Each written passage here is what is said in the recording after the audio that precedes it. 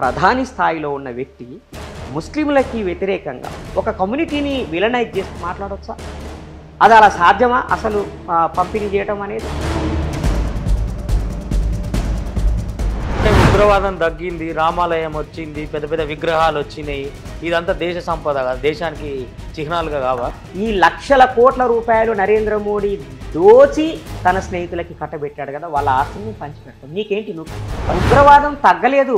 ఉగ్రవాద చర్యలకు పాల్పడే ఆర్ఎస్ఎస్ అనుబంధ సంస్థలన్నీ సంయమనం పాటిస్తున్నాయి కాబట్టి తగ్గినట్టుగా అనిపిస్తుంది. దేశంలో జరిగిన ప్రతి బాంబు పేలుడు ఆర్ఎస్ఎస్ బీజేపీ ప్రణాళిక ప్రకారంగా చేసినవే.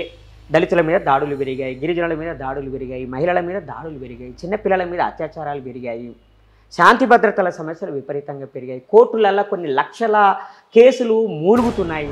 నరేంద్ర మోడీ మాట్లాడే మాటలన్నీ ఈ దేశాన్ని అస్థిరపరిచే ప్రాణాంతకమైన మాటలు మాట్లాడుతున్నాడు ఆయన. కాబట్టి బీజేపీ మూలంగా ఎంత నష్టం జరిగిందో ఆల్రెడీ గణాంకాల రూపంలో చాలా స్పష్టంగా ఉంది. అందుకే కదా హేమంత్ కర్కరేని చంపేశారు. ప్రజ్ఞా ఠాకూర్ ఇంకా మిగతా వాళ్ళందరూ కూడా మాలేగావ్ కేసులో పట్టుబడ్డ వాళ్ళంతా ఎవరు? వాళ్ళంతా అసలు వీళ్ళు చేసిన కుట్రలే. మన దేశం మీద మనోళ్ళు ఎందుకు ప్రణాళిక అధికారం కోసం మనుషుల్ని చంపుతారనే దానికి ఇదే సాక్ష్యం. ముస్లింలకు వ్యతిరేకంగా ఒక ఫోబియాని సృష్టించాలి, దేశ భద్రతకు సంబంధించిన ఒక కన్సర్న్ క్రియేట్ చేయాలి. కాబట్టి వీళ్ళే ఆ బాంబు పేలుళ్ళకి పాల్పడ్డారు. నరేంద్ర మోడీ అధికారంలోకి రాగానే పేలుళ్ళు ఎందుకు ఆగిపోతాయి? అంటే నరేంద్ర మోడీ కనుసన్నలోనే ఈ దేశంలో ఈ బాంబు పేలుళ్ళు జరిగినట్టు లెక్క. నరేంద్ర మోడీ ఎన్నికల్లోకి రాబోతున్నాడు అనగానే పుల్వామా దాడిని ఎందుకు జరుగుతుంది? పుల్వామా దాడి చేయించిందే నరేంద్ర మోడీ అని సాక్షాత్తు నరేంద్ర మోడీ ప్రభుత్వంలో గవర్నర్గా పనిచేసిన ఒక వ్యక్తి చెప్పాడు కదా. పుల్వామా ఘటనలో కీలక పాత్రధారి ఎవరు? సైనిక నిఘా వ్యవస్థ ఎందుకు ఫెయిల్ అయ్యింది? అప్రమత్తంగా లేదు. అన్ని చెక్ పోస్టులు దాటి పుల్వామా దాకా అంత పెద్ద మైనింగ్ బాంబులు పెట్టుకొని ఒక వెహికల్ అక్కడ దాకా ఎలా రాగలిగింది? అది నేరుగా వచ్చి మళ్ళీ టైమ్లీ ఆ మిలిటరీ వ్యాన్ని ఎలా ఢీకొనగలిగింది? ఇదంతా ప్లాన్ ఇది. సో దేశంలో జరిగిన దాడులన్నింటికి సూత్రధారి పాత్రధారి బీజేపీ ఆర్ఎస్ఎస్. దానికి కొంతమంది పేర్లు చెప్తారు, ఫలానా ఆయన చేశాడు, ఫలానా సంస్థ చేసిందని ముందే వీళ్ళు ప్రకటించేస్తారు. బాంబు పేలుడు జరిగిన 5వ నిమిషమే ఫలానా సంస్థ దీనికి బాధ్యుడు అని చెప్పి ప్రకటించేస్తారు. మా పార్టీ బీజేపీతోటే పోరాడుతుంది, బీజేపీతోటే మా యుద్ధం, బీజేపీలో పనిచేసే కార్యకర్తలతో కాదు మా పోరాటం.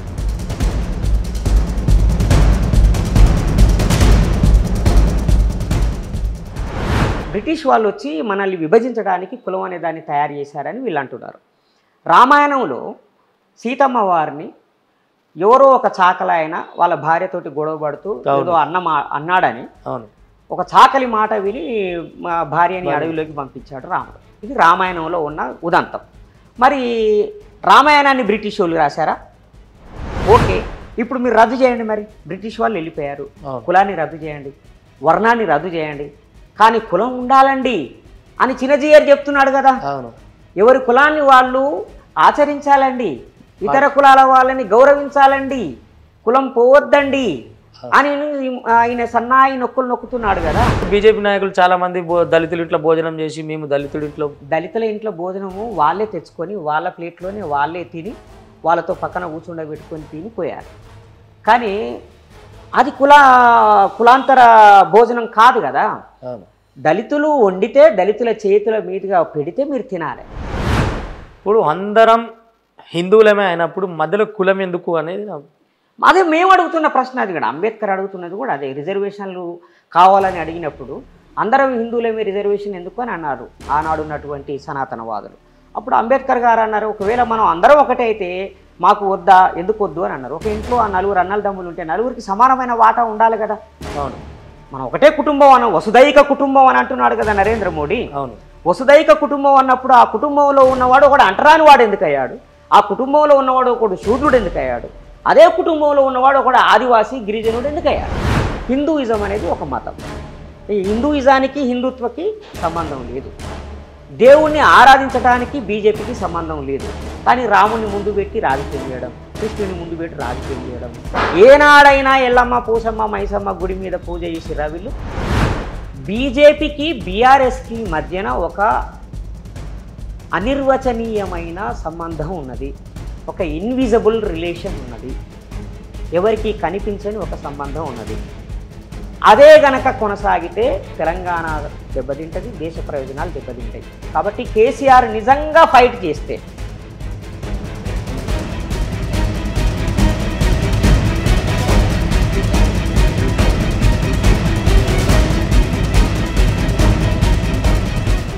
కాంగ్రెస్ను ఓడించడానికి బీజేపీని గెలిపించే కార్యక్రమాన్ని కేసీఆర్ గారు నెత్తి మీదికి ఎత్తుకోకూడదు. ఇక్కడ ఒక కూటమి ఉంది కదా, Janasena BJP. Janasena BJP TDP కూటమికి మేము వ్యతిరేకం. అది ఒక అప్రజాస్వామికమైన కూటమి, దానికి వ్యతిరేకం. మీరు ఎట్లా చెప్తారు అప్రజాస్వామికం అని? బీజేపీతో కలవడమే అప్రజాస్వామికం.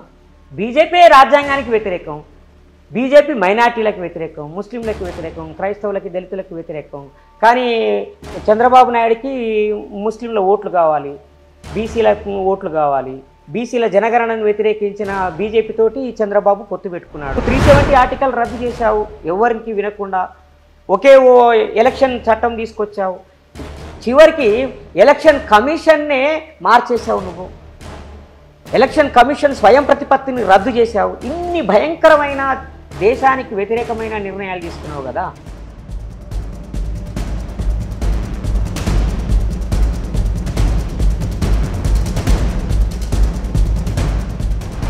దేశ సంపదనంతా ఆదాని అంబానీలకి కట్టబెట్టాడు. అది ప్రమాదమా కాదా? కొన్ని వేల కిలోల టన్నుల హెరాయిన్, కొకెయిన్ విదేశాల నుంచి ఇండియాలోకి వస్తున్నది. అది ఎక్కడికి వెళ్తున్నది? యువతరానికి చేరుతున్నది. హైదరాబాద్లో గంజాయి తాగే వాళ్ళ పరిస్థితి విపరీతంగా పెరిగిపోయింది. ఆ గంజాయి మత్తులో ఎవరిని ఎవరు చంపుతున్నాడో తెలియకుండా దారుణమైన రోడ్డు మీదే చంపుకుంటున్నారు.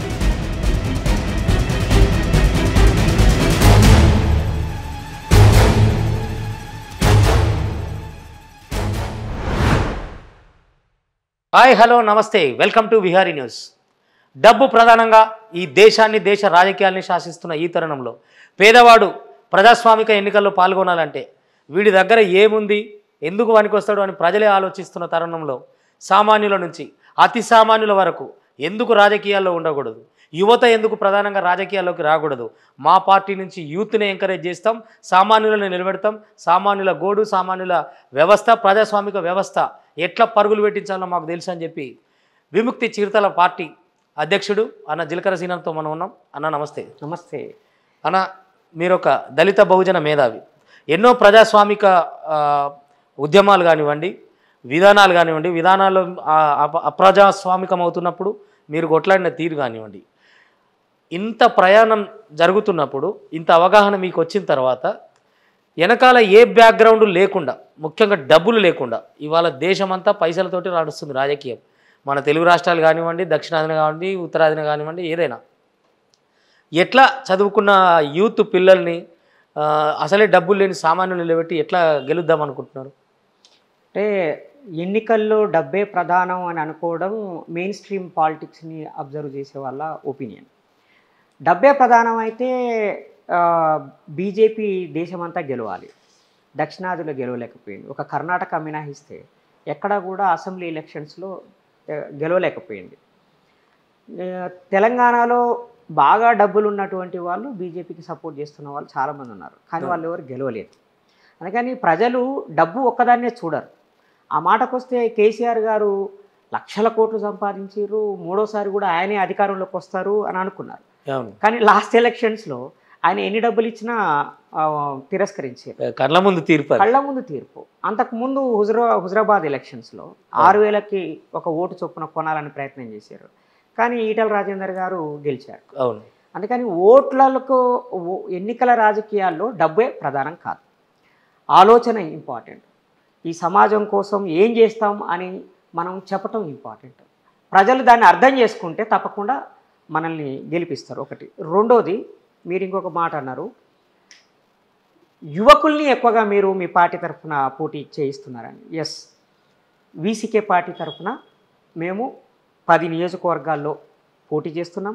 వాళ్ళందరూ యువకులు, అందరూ 40 సంవత్సరాల లోపు ఉన్నటువంటి వాళ్ళు. అలా ఎంపిక చేయటంలో మా ఉద్దేశం ఏంటంటే, రేపు భవిష్యత్తు తరాలకి నాయకుల్ని తయారు చేయటం, ఫ్యూచర్ లీడర్స్ని తయారు చేయటం. ఓహో, నిర్మాణ ప్రక్రియ. సమాజానికి కొత్త తరాన్ని అందజేయాలి మనం. సో ఇప్పుడు మేము ఈ 30 ఏళ్ల నుండి 40 ఏళ్ల వయసు ఉన్నటువంటి వాళ్ళని పోటీలో పెట్టాము. అంటే వాళ్ళు ఇంకొక 20 ఏళ్ల పాటు ఈ సమాజం కోసం పనిచేస్తారు. కరెక్టే, కానీ చిన్న లేత పార్టీ అని చెప్పొచ్చు మీది. ఈ మధ్య మన రాష్ట్రంలో తమిళనాడు నుంచి ఇక్కడికి తీసుకొచ్చారు. ప్రధానంగా మీరే మొదటిలకి లేతయి ముదురులై ఉన్నాయి పార్టీలు. అంటే ఇక్కడ ఈ ప్రాంతంలో అంటే మీరే మొదటి అధ్యక్షుడు. మా పార్టీ 40 ఏళ్ళుగా పనిచేస్తుంది తమిళనాడు కేంద్రంగా. ఓకే. 1995లో మా పార్టీ స్టార్ట్ అయింది. అప్పటి నుండి మా పార్టీ పనిచేస్తుంది. 2 సార్లు మా నాయకులు వ్యవస్థాపక అధ్యక్షులు తిరుమావలోన్ గారు ఎంపీ. మాకు 2 ఎంపీలు ఉన్నారు, 4 ఎమ్మెల్యేలు ఉన్నారు. గత 30 ఏళ్ళుగా ఎన్నికల రాజకీయాల్లో ఉన్నాం. తెలంగాణ ప్రాంతంలో ఈ పార్టీ స్టార్ట్ అయ్యింది ఒక 1 ఇయర్ అయింది. కానీ అంతకన్నా ముందు నుండి మేము మా పార్టీ వీసీకే పార్టీతో కలిసి ద్రవిడ బహుజన సమితి పనిచేస్తూ వచ్చింది. అవును. సో జీలకర్ర శ్రీనివాసు, ఇంకా మత్స దేవేందరు, చెరిపెల్లి ఆనందు, తెలంగాణ శ్యాము, ఇంకా వెంకటేష్ యాదవ్, ఇలాంటి చాలామంది నాయకులు తెలంగాణ సమాజానికి బాగా సుపరిచితులు. కాబట్టి మా పార్టీ మరీ నువ్వు అంత చెప్పినట్టుగా అంత చిన్నది ఏం కాదు. చిన్నదైనా సరే ఇప్పుడు పవన్ కళ్యాణ్ ఉన్నాడు. లాస్ట్ టైం పోయిన ఎలక్షన్స్లో ఆయన స్టార్ట్ అయ్యాడు. ఆయన వయసు మా వయసు సేమ్ అనుకోవచ్చుగా. అంటే ఎవడు కొట్టిండని కాదు, బుల్లెట్ దిగి ఇప్పుడు దిగింది బుల్లెట్ అనేది ఎట్లా దిగింది పడేటట్టురా. అంతే. ఎస్ అన్న. అంటే ప్రధానంగా అంటే దేశవ్యాప్త కూటమిలో మీ పార్టీ ఉందా? అందులో భాగంగా ఇప్పుడు ఇండియా కూటమి ఏర్పడాలని కోరుకున్న పార్టీ మాది. ఓకే. తిరుచిలో 2018లో అతిపెద్ద బహిరంగ సభ ఏర్పాటు చేసి, అంటే సుమారు ఒక 6-7 లక్షల మందితోటి సభ ఏర్పాటు చేసి, ఆ సభల్లో ఇండియా కూటమి లాంటి ఒక కూటమి ఏర్పడాలని ప్రతిపాదించాడు మా లీడర్. అందులో భాగంగానే ఆనాడు చాలా పార్టీల నాయకుల్ని ఎక్సెప్ట్ బీజేపీ ఏఐడిఎంకే మిగతా అన్ని పార్టీల నాయకుల్ని పిలిచి సనాతన ఫాసిజానికి వ్యతిరేకంగా అతిపెద్ద బహిరంగ సభ ఏర్పాటు చేశాడు. నేను కూడా వెళ్ళాను ఆ సభకి. ఓకే. సో ఆ తర్వాత ఆ ఆలోచనలోంచి వచ్చిందే ఇండియా కూటమి. సో ఇండియా కూటమిలో మేము కూడా ఒక కీలకమైన భాగస్వామి. అంటే ప్రధానంగా ఇప్పుడు ఇదివరకు ఎప్పుడు ఏ ప్రధానమంత్రి ఏ కేంద్ర నాయకులు రానంతగా తెలంగాణకు కానీ ఆంధ్రకు కానీ బీజేపీ నాయకత్వం వస్తున్న పరిస్థితి. అంటే తెలంగాణ ఈ దక్షిణాది రాష్ట్రాల్లో ఎట్లయినా పాగా వేయాలనే గట్టి నిర్ణయం అయితే కనపడుతుంది. ఇప్పుడు తమిళనాడు చూసుకున్నప్పుడు అవకాశం ఉండదని అనుకుంటున్నా. ఈ తెలంగాణ ఆంధ్రాలో బీజేపీ బలపడే అవకాశాలు మీకు కనబడుతున్నాయా? ఇప్పుడు బీజేపీకి ఓట్లు తక్కువ ఉండొచ్చు, సీట్లు తక్కువ ఉండొచ్చు. కానీ బీజేపీ చెప్పే ఐడియాలజీని యాక్సెప్ట్ చేసే వాళ్ళ సంఖ్య ఎక్కువ ఉంది, పెరుగుతుంది అది. ఓకే. అందువల్ల మనము దాన్ని ఎదుర్కోవాలి. గతంలో బీజేపీకి 7% ఓట్లు వచ్చాయి. ఈసారి మొన్న అసెంబ్లీ ఎలక్షన్స్లో ఆల్మోస్ట్ 25-27% ఓట్లు వచ్చాయి. అంటే ఒక 20% ఓట్లు పెరిగాయి, 20% ఓటింగ్ పెరిగింది. దానికి కారణము కేసీఆర్ మీద వ్యతిరేకత కావచ్చు, లేదంటే బలమైన ప్రతిపక్షం తయారు కాలేదు, అందుకని కేసీఆర్ని ఎదుర్కోవాలంటే బీజేపీ సరి అయినది అని అనుకునే వాళ్ళు కొంతమంది ఉండొచ్చు. దానికన్నా ముఖ్యంగా హిందుత్వ ఐడియాలజీని యాక్సెప్ట్ చేసే కొత్త తరం అనేది ఒకటి తయారవుతుంది. అట్లాగే హిందుత్వ భావజాలాన్ని గ్రామాల్లోకి తీసుకెళ్ళి దాన్ని పొలిటిసైజ్ చేసే ఒక కార్యక్రమం చాలా తీవ్రంగా జరుగుతుంది. వాళ్ళు నాన్ పొలిటికల్ మూవ్మెంట్ ఎక్కువ చేస్తున్నారు బీజేపీ. ఆర్ఎస్ఎస్, బజరంగ్ దళ్, విశ్వ హిందూ పరిషత్తు, ఏబీవీపీ, ఇంకా చాలా వందల వేల ఆర్గనైజేషన్స్ ఉన్నాయి. ఇవి బయటికి కనిపించేటివి. బయటికి కనబడని రిటైర్డు పెన్షనర్ల సంఘాలు ఉన్నాయి, రిటైర్డ్ టీచర్ల సంఘాలు ఉన్నాయి, ఇంకా చాలా రూపాల్లో వాళ్ళు ఆర్గనైజ్ చేస్తున్నారు అనఫిషియల్. అట్లాగే బాబాలు, స్వామీజీలు, ప్రవచనకారులు వీళ్ళందరి చేత ఆర్గనైజ్ చేపిస్తున్నారు. దీపార్చన, కోటి దీపార్చన, ఇలాంటి అన్నిటి ద్వారా బీజేపీ చెప్పే ఐడియాలజీని వాళ్ళు బలంగా ముందుకు తీసుకుపోతారు. నాన్ పొలిటికల్గా పొలిటికల్ ఐడియాలజీ ఇది. ఎస్, వాళ్ళు బేసిక్గా మాది సాంస్కృతిక ఉద్యమం అని చెప్తారు. కానీ అది సాంస్కృతిక ఉద్యమం కాదు, అది రాజకీయ ఉద్యమం. రాజకీయ లక్ష్యాల కోసం పనిచేసే సాంస్కృతిక ఉద్యమం వాళ్ళది. సో దాన్ని ఎదుర్కోకుండా ఈ దేశానికి పొంచి ఉన్న ప్రమాదాన్ని మనం ఆపలేం. అందుకని వీసీకే, విముక్త చిరుతల కచ్చి పార్టీ తెలంగాణలోనే కాదు దేశవ్యాప్తంగా బీజేపీని కేవలం రాజకీయ పద్ధతుల్లోనే మనం ఓడించలేము, దాన్ని సైద్ధాంతిక పద్ధతుల్లో ఓడించాలని మా తిరుమావలోన్ గారు చెప్పారు. ఇదే విషయాన్ని మేము చాలా కాలంగా ప్రచారం చేస్తాం. మీరు బీజేపీ వల్ల దేశానికి వచ్చే నష్టం ఏంది? ఇప్పుడు అంతకు ముందున్న ప్రభుత్వాల కంటే బీజేపీ ప్రభుత్వం మెరుగ్గా ఉంది, డిజిటలైజ్డ్. అట్లా కాదు. ఇప్పుడు దేశానికి వచ్చే ప్రమాదం ఏముందంటే దేశ సంపదన అంతా ఆదాని అంబానీలకి కట్టబెట్టాడు. అది ప్రమాదమా కాదా? ఇప్పుడు సముద్ర తీర ప్రాంతాన్ని హిందూ మహాసముద్ర తీర ప్రాంతాన్ని, హిందూ అంటే ఇండస్ ఓషన్, ఇండియన్ ఓషియన్ ప్రాంతాన్ని, అట్లాగే అరేబియన్ సీని, ఆ సముద్ర తీర ప్రాంతాన్ని అంతా ఆదానికి అప్పగించాడు. అది దేశ భద్రతకి ప్రమాదం. ఇప్పుడు ఏమైంది? కొన్ని వేల కిలోల టన్నుల హెరాయిన్, కొకెయిన్ విదేశాల నుంచి ఇండియాలోకి వస్తున్నది. అది ఎక్కడికి వెళ్తున్నది? యువతరానికి చేరుతున్నది. హైదరాబాద్లో గంజాయి తాగే వాళ్ళ పరిస్థితి విపరీతంగా పెరిగిపోయింది. ఆ గంజాయి మత్తులో ఎవరు చంపుతున్నాడో తెలియకుండా దారుణమైన రోడ్డు మీదనే చంపుకుంటున్నారు. ఈ కల్చర్ పెరగడానికి ఆ సముద్ర తీర ప్రాంతాన్ని ఆదానికి అప్పగించడమే కారణం. ఓకే, ఇంతకుముందు అంత పెద్ద ఎత్తున హెరాయిన్, కొకాయిన్ పట్టుబడలేదు కదా. ఆదానికి అప్పగించగానే ఎందుకు పెరిగింది అంటే ఈ సముద్ర తీర ప్రాంతాన్ని ప్రైవేటైజ్ చేయడం మూలంగా తన లాభాల కోసం ఆదాని ఈ దేశంలోకి మాదక ద్రవ్యాలని స్వేచ్ఛగా పంపిస్తున్నాడు. అది బీజేపీ తీసుకున్న నిర్ణయమేగా, అది ప్రమాదమే కదా. రైల్వేలని ప్రైవేటీకరిస్తున్నాడు, ఎయిర్పోర్టులను మొత్తం ప్రైవేటీకరించాడు, బ్యాంకు రంగాన్ని మొత్తం ప్రైవేటీకరించాడు. ఏది అసలు ఈ దేశ ప్రజలు 50 సంవత్సరాల పాటు కష్టపడి నిర్మించుకున్న ప్రభుత్వ రంగ సంస్థలన్నింటినీ కొద్ది మందికి అప్పజెప్పాడు. అది దేశానికి నష్టమే కదా. ఒకటి ప్రతిపక్షంగా చెప్తా, ఇంకో అతిపెద్ద ముఖ్యమైన విషయం, చాలా ప్రమాదకరమైన విషయం. ఇప్పటి వరకు ఏ దేశ ప్రధాని కూడా నరేంద్ర మోడీ లాగా మాట్లాడలేదు. ఆయన ఏమంటున్నాడు? ఈ కాంగ్రెస్ కూటమి అధికారంలోకి వస్తే మీ సంపదనంతా ముస్లింలకి పంచిపెడతారు అని అంటున్నాడు. ఇది ఎంత పెద్ద దుర్మార్గమైన మాట. అంటే ఒక ప్రధాని స్థాయిలో ఉన్న వ్యక్తి ముస్లింలకి వ్యతిరేకంగా ఒక కమ్యూనిటీని విలనైజ్ చేస్తూ మాట్లాడవచ్చా? అది అలా సాధ్యమా అసలు పంపిణీ చేయటం అనేది? ఒకవేళ పంపిణీ చేసేదైతే కనుక 100% పంపిణీ చేస్తాం మేము. ఎట్లా? ఇందిరాగాంధీ ఏ విధంగానైతే బ్యాంకుల్ని జాతీయం చేసిందో, రైల్వేలను జాతీయం చేసిందో, అట్లాగే ప్రైవేటు కంపెనీలను జాతీయం చేసిందో, భూమిని పేద ప్రజలకు పంచిపెట్టిందో, అట్లా ఈ లక్షల కోట్ల రూపాయలు నరేంద్ర మోడీ దోచి తన స్నేహితులకి కట్టబెట్టాడు కదా. వాళ్ళ ఆస్తిని మేము పంచిపెడతాం, నీకేంటి నొప్పి? లక్షల కోట్లు సంపాదించిన ఆదాని ఆస్తి, అంబానీ ఆస్తి వాళ్ళ సొంతం ఉందా? ఈ దేశ ప్రజలది. అది వాటిని జాతీయం చేసి ప్రజలకు అప్పగిస్తాం, ఈ దేశానికి పంచిపెడతాం. అందుకని నరేంద్ర మోడీ మాట్లాడే మాటలన్నీ ఈ దేశాన్ని అస్థిరపరిచేవి, ప్రాణాంతకమైన మాటలు మాట్లాడుతున్నాడు ఆయన. కాబట్టి బీజేపీ మూలంగా ఎంత నష్టం జరిగిందో ఆల్రెడీ గణాంకాల రూపంలో చాలా స్పష్టంగా ఉంది. దళితుల మీద దాడులు పెరిగాయి, గిరిజనుల మీద దాడులు పెరిగాయి, మహిళల మీద దాడులు పెరిగాయి, చిన్నపిల్లల మీద అత్యాచారాలు పెరిగాయి, శాంతి భద్రతల సమస్యలు విపరీతంగా పెరిగాయి, కోర్టులలో కొన్ని లక్షల కేసులు మూలుగుతున్నాయి, జైళ్లలో కొన్ని లక్షల మంది మూలుగుతున్నారు. ఇదంతా డిజాస్టర్. ఉగ్రవాదం తగ్గింది, రామాలయం వచ్చింది, పెద్ద పెద్ద విగ్రహాలు వచ్చినాయి, ఇదంతా దేశ సంపద కాదు, దేశానికి చిహ్నాలుగా కావా? ఉగ్రవాదం తగ్గలేదు. ఉగ్రవాద చర్యలకు పాల్పడే ఆర్ఎస్ఎస్ అనుబంధ సంస్థలన్నీ సంయమనం పాటిస్తున్నాయి కాబట్టి తగ్గినట్టుగా అనిపిస్తుంది.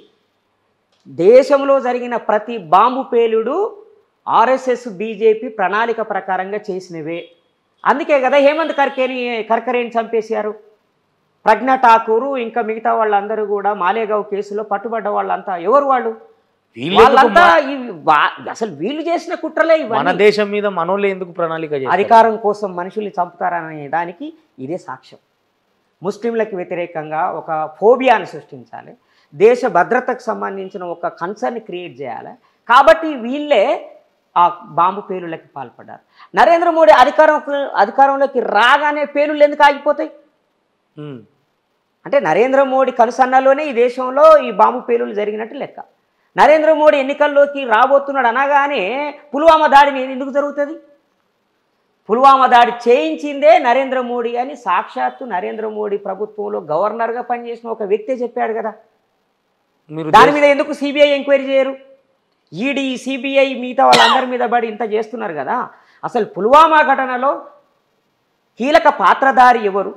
సైనిక నిఘా వ్యవస్థ ఎందుకు ఫెయిల్ అయ్యింది? అప్రమత్తంగా లేదు. అన్ని చెక్ పోస్టులు దాటి పుల్వామా దాకా అంత పెద్ద మైనింగ్ బాంబులు పెట్టుకొని ఒక వెహికల్ అక్కడ దాకా ఎలా రాగలిగింది, అది నేరుగా వచ్చి మళ్ళీ టైమ్లీ ఆ మిలిటరీ వ్యాన్ని ఎలా ఢీకొనగలిగింది, ఇదంతా ప్లాన్ ఇది.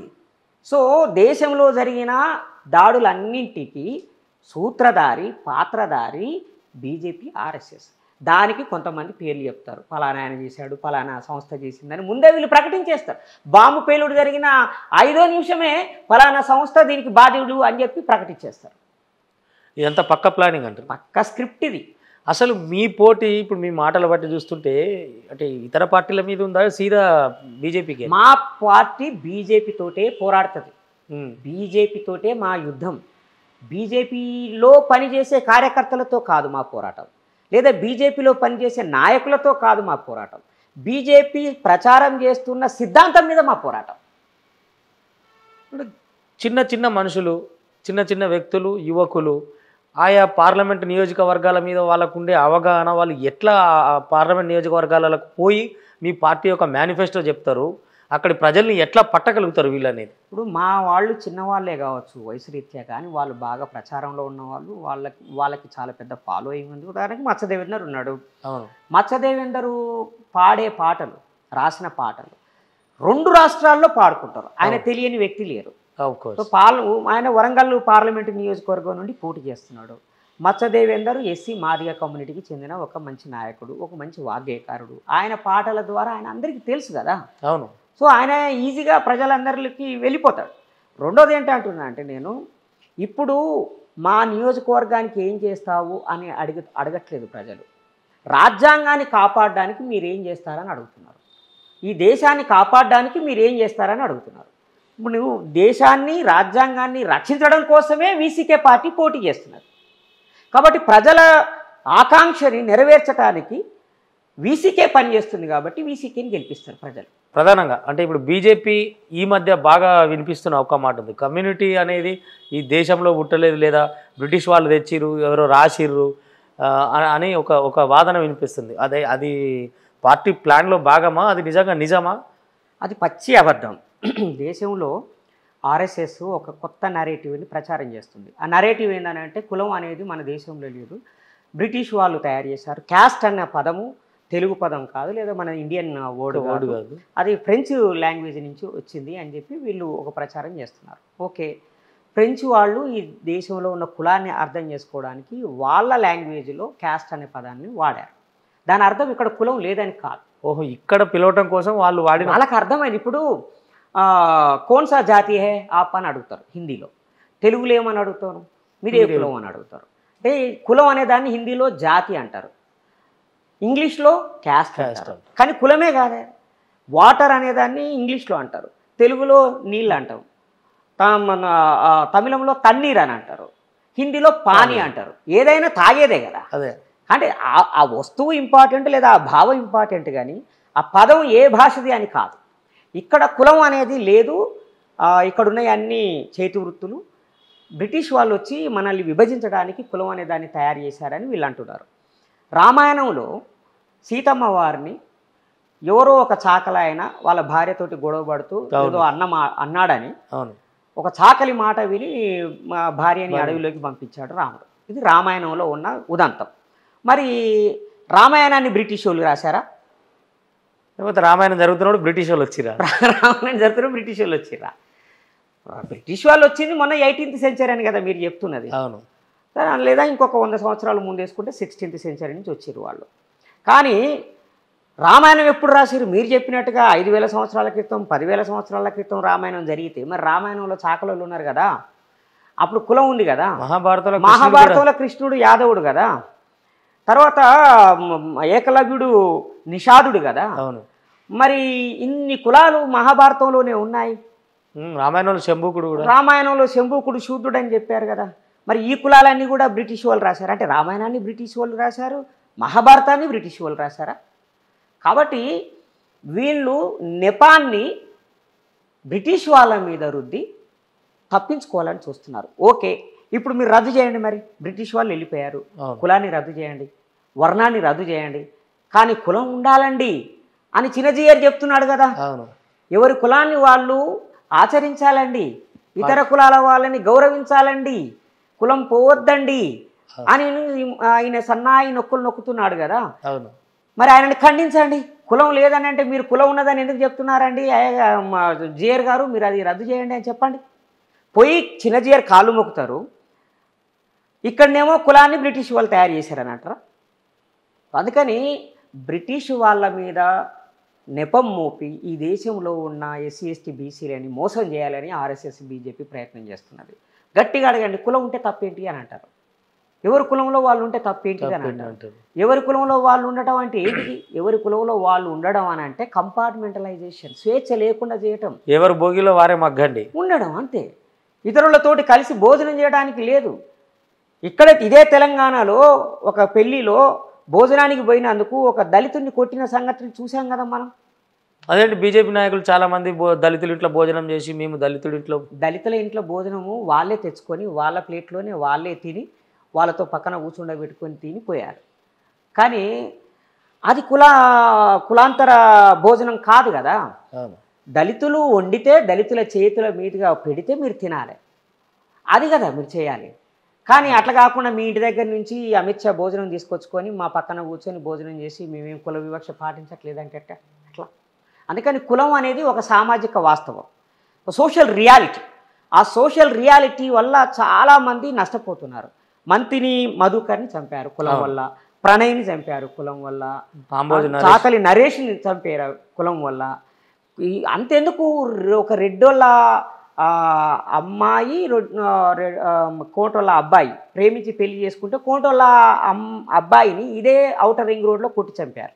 ఎన్ని సంఘటనలు జరగలేదు కులం మూలంగా? కేవలం కులం దళితుల సమస్య కాదు, కులం అందరి సమస్య. కాబట్టి కులం అనేది నిర్మూలన జరగాలని వీసీకే కోరుకుంటుంది అంబేద్కర్ స్ఫూర్తితోటి. కులం ఉండాలి అని ఆర్ఎస్ఎస్ బీజేపీ కోరుకుంటున్నాయి. ఇప్పుడు అందరం హిందువులమే అయినప్పుడు మధ్యలో కులం ఎందుకు అనేది అదే మేము అడుగుతున్న ప్రశ్న. అది కూడా అంబేద్కర్ అడుగుతున్నది కూడా అదే. రిజర్వేషన్లు కావాలని అడిగినప్పుడు అందరం హిందువులమే రిజర్వేషన్ ఎందుకు అని అన్నారు ఆనాడు ఉన్నటువంటి సనాతనవాదులు. అప్పుడు అంబేద్కర్ గారు అన్నారు, ఒకవేళ మనం అందరం ఒకటే అయితే మాకు వద్దా, ఎందుకు వద్దు అని అన్నారు. ఒక ఇంట్లో ఆ నలుగురు అన్నదమ్ములు ఉంటే నలుగురికి సమానమైన వాటా ఉండాలి కదా. అవును, మనం ఒకటే కుటుంబం అన్న వసుదైక కుటుంబం అని అంటున్నాడు కదా నరేంద్ర మోడీ. అవును, వసుదైక కుటుంబం అన్నప్పుడు ఆ కుటుంబంలో ఉన్నవాడు ఒకడు అంటరాని వాడు ఎందుకు అయ్యాడు? ఆ కుటుంబంలో ఉన్నవాడు ఒకడు శూద్రుడు ఎందుకు అయ్యాడు? అదే కుటుంబంలో ఉన్నవాడు ఒకడు ఆదివాసి గిరిజనుడు ఎందుకు అయ్యాడు? ఇన్ని వేల కులాలుగా ఒకే కుటుంబం ఎందుకు విడిపోయింది? దానికి కారణం ఎవరు? ఏ సిద్ధాంతం? కాబట్టి వసుదైక కుటుంబం, మనుషులంతా దేవుని ముందు సమానం, ఇవన్నీ పచ్చి అబద్ధాలు. అంటే ఇప్పుడు బీజేపీ రాజకీయ పార్టీయా ఒక హిందుత్వ పార్టీయా? క్లియర్గా ఏది చెప్తారు మీరు? అది ఈ దేశాన్ని మనుధర్మ శాస్త్రం ప్రాతిపదికన పరిపాలించడానికి తయారైన రాజకీయ పార్టీ. అది హిందువుల పార్టీ కాదు, అది బ్రాహ్మణ వర్గాల పార్టీ.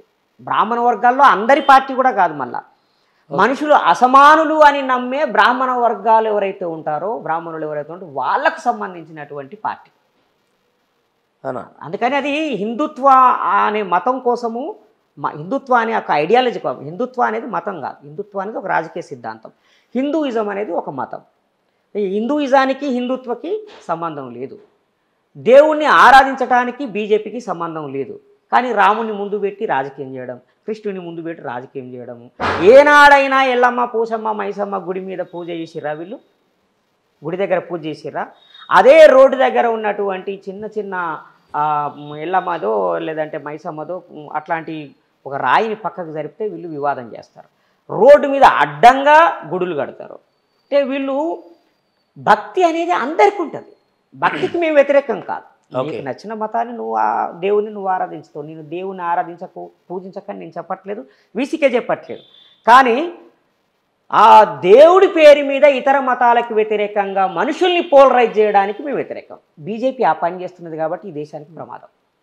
కొద్దిసేపు బీజేపీ అంటే మీరు బీజేపీ కోసం నిర్విరామంగా చెప్పేటట్టున్నారు.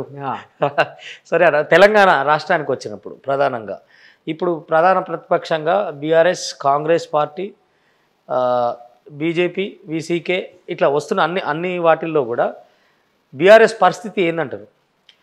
బీఆర్ఎస్కు ఇప్పటికీ ప్రజా పునాది ఉన్నది. ఓట్ల రూపంలో చాలా బలమైన పార్టీ. తెలంగాణలో ఉన్న 10-12 వేల గ్రామాల్లో బీఆర్ఎస్ ఉంది. సో బీఆర్ఎస్ అనేది ఇమ్మీడియట్గా చేయాల్సిన పని టీఆర్ఎస్గా మారటం. తెలంగాణ ప్రయోజనాల కోసం ఏర్పడ్డ పార్టీ టీఆర్ఎస్. తెలంగాణ ప్రయోజనాలని కాపాడడానికి ఆ పార్టీ ఉనికిలో ఉండాలి, అది పోరాడాలి. తెలంగాణ రాష్ట్ర సమితిగానే ఉండాలి, తెలంగాణ రాష్ట్ర సమితిగానే ఉండాలి. వీసీకే పార్టీ తరఫున మేము వాళ్ళకి సలహా కూడా ఇస్తున్నాం, మీరు ఆ బీఆర్ఎస్ అనే పేరుని మార్చుకొని టీఆర్ఎస్గా మారండి. ఎందుకంటే తెలంగాణ ప్రయోజనాల కోసమైనా టీఆర్ఎస్ అనేది ఉనికిలో ఉండాలి. అయితే కాంగ్రెస్ బీఆర్ఎస్ ఈ రెండింటి మధ్యన జరుగుతున్న పోరాటం వాస్తవానికి కాంగ్రెస్ జస్ట్ 1.5% మెజారిటీతోటి గెలిచింది. అంటే బలమైన పార్టీ బీఆర్ఎస్ ఇక్కడ. అందుకని బీఆర్ఎస్ కాంగ్రెస్ మధ్యన జరుగుతున్న ఈ పోరాటం ప్రజాస్వామిక స్ఫూర్తికి సంకేతం. అయితే నేనే కానీ వీసీకే కానీ ఇంకా మిగతా వాళ్ళందరూ కూడా భావిస్తున్నది ఏంటంటే బీజేపీకి బీఆర్ఎస్కి మధ్యన ఒక అనిర్వచనీయమైన సంబంధం ఉన్నది, ఒక ఇన్విజిబుల్ రిలేషన్ ఉన్నది, ఎవరికి కనిపించని ఒక సంబంధం ఉన్నది. అదే గనక కొనసాగితే తెలంగాణ దెబ్బతింటుంది, దేశ ప్రయోజనాలు దెబ్బతింటాయి. కాబట్టి కేసీఆర్ నిజంగా ఫైట్ చేస్తే, అంటే ఫైట్లో చీటింగ్ ఉండకూడదు, అంటే కాంగ్రెస్ను ఓడించడానికి బీజేపీని గెలిపించే కార్యక్రమాన్ని కేసీఆర్ గారు నెత్తి మీదికి ఎత్తుకోకూడదు, లోపాయకారి ఒప్పందం చేసుకోకూడదు. కానీ ఇప్పుడున్న పరిస్థితి ఏంటంటే చాలా నియోజకవర్గాలు బీజేపీని గెలిపించడానికి అనుకూలంగా డమ్మీ క్యాండిడేట్లను పెట్టారు అనేది ఒక విమర్శ ఉంది, ఒక అబ్జర్వేషన్ ఉంది. సో నిజంగా బీఆర్ఎస్ బీజేపీకి వ్యతిరేకంగా పోరాడేదే అయితే కనుక తన అభ్యర్థుల్ని, బలమైన అభ్యర్థుల్ని పెట్టాల్సి ఉండే, వాళ్ళని గెలిపించుకోవాల్సిన అవసరం ఉండే. కానీ చాలా చోట్ల వాళ్ళకి మంచి అభ్యర్థులను పెట్టకుండా డమ్మీ క్యాండిడేట్లను. అంటే ఇప్పుడు కేసీఆర్ బిడ్డ కూడా కవిత కూడా లిక్కర్ స్కామ్లో ఉంది. సో కేంద్ర ప్రభుత్వంతో మంచిగా ఉండాలనే ఒక కన్సర్న్ ఏమైనా ఉందంటారా? బహుశా అది కూడా ఉండొచ్చు. అంటే నా విమర్శ కూడా అదే. సడన్గా ఎలక్షన్స్కి ముందే కవితని ఈడీ అరెస్ట్ చేయటం వెనకాల, అరెస్ట్ చేస్తే 4 సీట్లు ఎక్కువ వస్తాయి మనకు అని బీజేపీ స్థానిక నాయకత్వం చెప్పటం, మాకు కూడా 4 సీట్లు పెరుగుతాయని బీఆర్ఎస్ భావించటం, దాని మూలంగా కవితను అరెస్ట్ చేశారని అనిపిస్తున్నది. ఒకవేళ అదే జరిగితే కనుక ఈ రాష్ట్రంలో బీఆర్ఎస్ తన ఉనికిని కోల్పోతుంది. అంటే తెలంగాణ ప్రజల ప్రయోజనాలు అనేటివి ప్రమాదంలో పడతాయి. కాబట్టి తెలంగాణ కోసమైనా తెలంగాణ ప్రజలు బీఆర్ఎస్ని కాపాడుకోవాల్సిన అవసరం ఉన్నది. కాంగ్రెస్కు బీజేపీ ప్రధాన ప్రత్యర్థి కాదంటారా ఇప్పుడు తెలంగాణలోనా? కాదు, దేశంలో కాంగ్రెస్కి బీజేపీకి మధ్యన ఫైట్ జరుగుతుంది. రాష్ట్రంలో మాత్రం కాంగ్రెస్కి బీఆర్ఎస్కి మధ్యన ఫైట్ జరుగుతుంది. ఇక్కడ గమనించాలి మీరు, కాంగ్రెస్ వర్సెస్ బీఆర్ఎస్ ఒక fight, okay, VCK versus BJP ఒక ఫైట్. మీరు సీదా బీజేపీనే ఓట్లాడుతారు? మా ఫైట్ బీజేపీ మీదనే, అంతే, కాంప్రమైజ్ లేదు. కాంగ్రెస్ బీఆర్ఎస్తో పోరాడుతుంది, వీసీకే బీజేపీతో పోరాడుతుంది. మీ వీసీకే పార్టీ ఏపీలో ఎందుకు దాని ప్రస్థానం లేదు? ఏపీలో 25 సీట్లకి మేము పోటీ చేస్తున్నాం, 2 పార్లమెంట్ సీట్లకి పోటీ చేస్తున్నాం. కాంగ్రెస్తో అలయన్స్ కోసం ప్రయత్నం చేస్తాం. అక్కడ ఒక కూటమి ఉంది కదా, జనసేన బీజేపీ టీడీపీ కూటమికి మేము వ్యతిరేకం. అది ఒక అప్రజాస్వామికమైన కూటమి, దానికి వ్యతిరేకం. మీరు ఎట్లా చెప్తారు అప్రజాస్వామికం అని? బీజేపీతో కలవడమే అప్రజాస్వామికం. బీజేపీ రాజ్యాంగానికి వ్యతిరేకం, బీజేపీ మైనార్టీలకు వ్యతిరేకం, ముస్లింలకు వ్యతిరేకం, క్రైస్తవులకి, దళితులకు వ్యతిరేకం. కానీ చంద్రబాబు నాయుడికి ముస్లింల ఓట్లు కావాలి, బీసీలకు ఓట్లు కావాలి. బీసీల జనగణనను వ్యతిరేకించిన బీజేపీతోటి చంద్రబాబు పొత్తు పెట్టుకున్నాడు. అన్యాయంగా ఈడబ్ల్యూఎస్ రిజర్వేషన్లు ఇచ్చిన బీజేపీతో పొత్తు పెట్టుకున్నాడు. తెల్లారులేస్తే ముస్లింలని దేశద్రోహులని, తీవ్రవాదులని, ముస్లింలకి మీ ఆస్తులు పంచిపెడతారని ప్రచారం చేస్తున్న నరేంద్ర మోడీతోటి చంద్రబాబు నాయుడు పొత్తు పెట్టుకున్నాడు. కాబట్టి అది అప్రజాస్వామిక పొత్తే, అన్యాయమైన పొత్తు. మేము షర్మిల కాంగ్రెస్ తోటి పొత్తు పెట్టుకోవాలని ప్రయత్నం చేశాము, చర్చలు సఫలం కాలేదు. అందువల్ల మేమే ఇండివిజువల్. ఎందుకు మిమ్మల్ని తిరస్కరించినట్టు షర్మిల ఒక్కసారి తెర మీదకి వచ్చిన తర్వాత, వైఎస్ఆర్సీపీ ఓడిపోతున్నది అనే వాతావరణం పెరిగిన తర్వాత వైఎస్ఆర్సీపీ నుండి కాంగ్రెస్ పార్టీలో చేరికలు పెరిగాయి, బలమైన అభ్యర్థులు వచ్చారు అక్కడికి. అప్పుడు మాలాంటి వాళ్ళని అకామిడేట్ చేసుకోవడం వాళ్ళకి ఇబ్బంది అయింది. చివరికి వాళ్ళు కమ్యూనిస్టులకు కూడా సీట్లు ఇవ్వడానికి వెనక ముందు ఆడారు. దాని మూలంగా కమ్యూనిస్టులు ఇండిపెండెంట్గా పోటీ చేస్తున్నారు, వీసీకే కూడా అక్కడ ఇండిపెండెంట్గా పోటీ చేస్తుంది. అందువల్ల ఆంధ్రప్రదేశ్లో గత 10 సంవత్సరాలుగా వీసీకే పార్టీ పనిచేస్తున్నది. ఇప్పుడు పోటీ కూడా చేస్తున్నది, నామినేషన్లు కూడా వేశారు. షర్మిలది జగన్ పంచాయతీ కూడా నిజంగా అంటే అది ఒక నాటకీయం అంటారా? రేపు పైన అంటే కేంద్రంలో ఒక పట్టు కోసం కానీ లేదంటే నిజంగానే కాంగ్రెస్ పార్టీ నుంచి అన్నను వ్యతిరేకిస్తున్న మాట వాస్తవమా? కాంగ్రెస్ పార్టీ జగన్కి వ్యతిరేకంగా ఆమె పోరాడుతున్నది వాస్తవం. కుటుంబ తగాదా ఉన్నది కూడా వాస్తవం. రాజకీయాల్లో అన్నలదమ్ములు కూడా ఫైట్ చేసుకుంటారు. అది రెండోది ఏంటంటే షర్మిల గారు మాట్లాడుతున్న సైద్ధాంతిక విషయాలు ఏవైతున్నాయి అవి చాలా ఇంపార్టెంట్. అంటే నరేంద్ర మోడీ గారిని చాలా సూటిగా ఆమె ప్రశ్నించింది, మీ వల్ల ఎన్ని పుస్తలతాలు తగిలిపోయినాయో తెలుసు మాకు అని. అవును, నిజమే. అది ఆమె చాలా అద్భుతమైన ప్రశ్నలు లేవనెత్తింది. అంటే బీజేపీ యొక్క విభజన రాజకీయాల్ని ఒక బాధ్యత కలిగిన ఒక నాయకురాలుగా ఆమె ప్రశ్నిస్తుంది. అంతవరకు ఆమె నిజాయితీని మనం నిజంగా అక్కడ కూటమి గెలుపు కనుక జరిగితే అంటే పవన్ కళ్యాణ్కి ఉపయోగపడుతుందా, లేదంటే బీజేపీకి ఎక్కువ ఉపయోగం ఉంటుందా, టీడీపీకి ఉంటుందా? నాకు అవగాహన ఉన్న మేరకు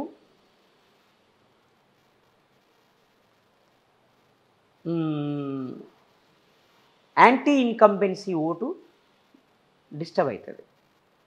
తద్వారా చంద్రబాబు నాయుడుకి ఉపయోగపడుతుంది.